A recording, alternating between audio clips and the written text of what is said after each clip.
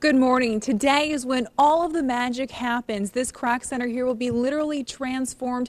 Nearly 100 volunteers will fill these rows and rows of empty racks. You can see all the hangers on them with thousands of winter jackets for the Coats for Kids program. You can see just all of the piles and piles. We expect to get some answers. This is what we do know. 12-year-old Justin Johnson was crossing this intersection here at Crooks Avenue and 2nd Street. Nothing has been evacuated. That crash happened off of DeLangley, just south of 41. Take a look and you can see the truck, the UPS truck here behind me. Good morning. Well, as you can see, the stores are open here at Bay Park Square Mall and the doorbuster deals are continuing, carrying over from last night. Tammy and Kevin, Green Bay police say all the incidents have happened in this neighborhood in just the last 10 days. And they say that if you live here, you should make sure to keep your doors and windows locked. As you can see here behind me, 8th Avenue is blocked off. Oshkosh police say that a man was stabbed around 3 o'clock this morning. That's right. History will be made here tonight at Lambeau Field.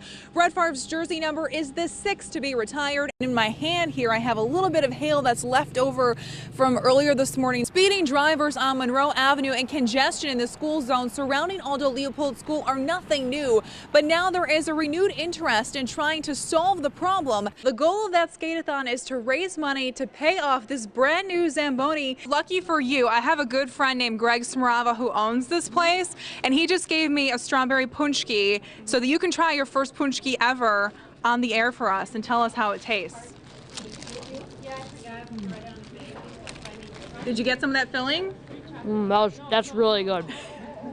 That is really good. Berkeley Road is now back open this morning. You can see an unmarked car from the Brown County Sheriff's Office watching over the home here behind me that Nicole Vanderheiden and Douglas Dietrich shared. Investigators arrived back here to this neighborhood around 5:30 last night. There was a report of blood found in front of another home nearby. Now that happened at just about the same time that investigators positively identified the victim as Nicole Vanderheiden. Investigators moved quickly, gathering evidence and interviewing neighbors. Dietrich was arrested at his parents' house. He initially did make some statements to investigators before requesting a lawyer. The scene around his home was active overnight as police searched yards for more clues and made sure neighbors were aware of what was happening. We obviously are doing neighborhood canvassing. We want to see if anybody saw anything during this time process. So we have to talk to everybody. You try and get as much information as early as possible after you discover that a homicide had occurred. This is not out of the norm to bring as many people.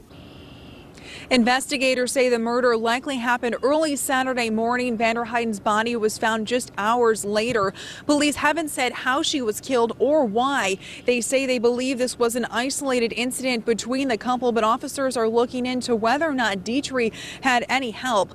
Vanderheiden was a mother of 3. She and Dietrich had 1 child together. No court date has been set, but we'll be following this story and bring you the latest developments. Reporting live in Ledgeview, Kristen Allen, Action 2 News. The incident ended here on the 300 block of North Ashland Avenue when that car that was speeding crashed into this house here behind me. Take a look and you can see just the hole in the front porch here. Parts of the fence were torn down and there's just other various debris in the front yard here. But this all started in Ashwaubenon. Green Bay police say that Ashwaubenon Public Safety was trying to stop a car in the village that was traveling at a very high rate of speed. Then, for reasons unclear, stopped pursuing the car at Ashland Avenue and Mason Street. Now, right at that time, a Green Bay police officer happened to be pulling out on Dousman Street and saw that car going very fast. The officer wasn't aware even that the Ashwaubenon public safety officer had previously tried to stop the car. Observed the vehicle get hit, run a flashing red, get hit by another car.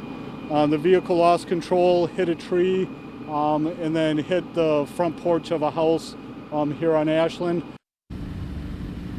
The driver of the car that crashed ran off. Green Bay police used a canine unit to try to track him, but were unsuccessful. They are still trying to find him, but based on vehicle registration, police believe they know who it is and that he may even live in this area. Police say when they do find him, he will be charged with using unreasonable speed, hit and run with injury, and failure to stop at a controlled intersection. The driver of the other car was taken to the hospital with minor injuries. Reporting live in Green Bay, Kristen Allen, Action 2 News.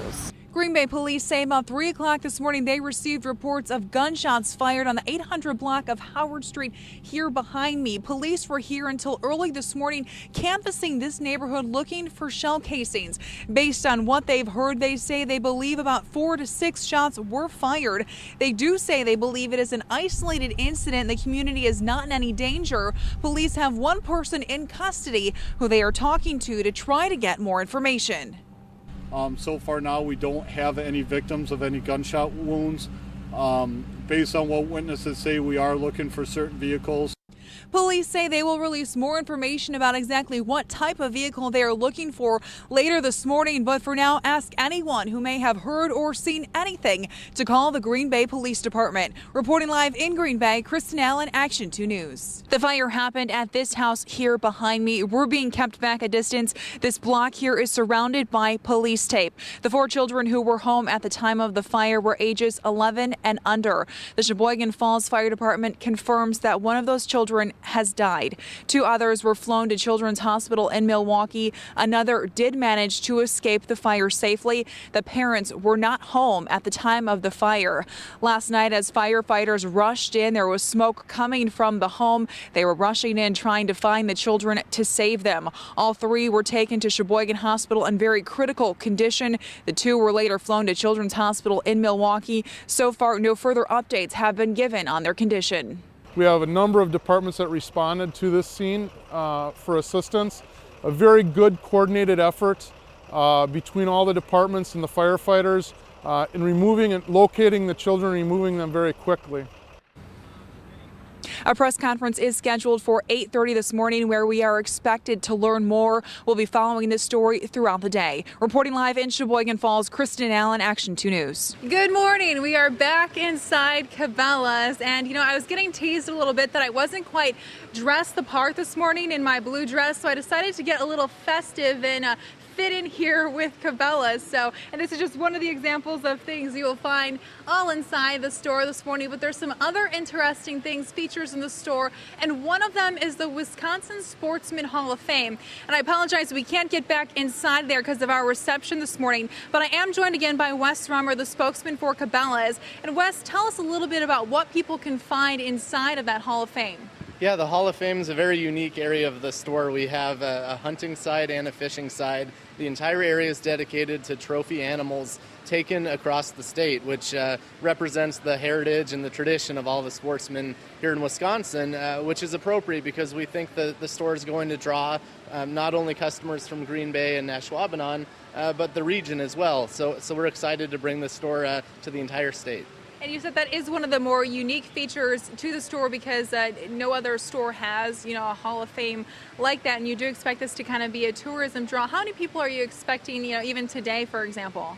Well, it's hard to pinpoint a figure, but we've had thousands in line before for other grand openings, so we hope for more of the same here. We encourage people to please come out and be part of the festivities. All right, Wes, thank you so much for joining us this morning. And we will be back inside the store again for our next half hour, so make sure you check back with us then. Reporting live inside Cabela's, Kristen Allen, Action 2 News.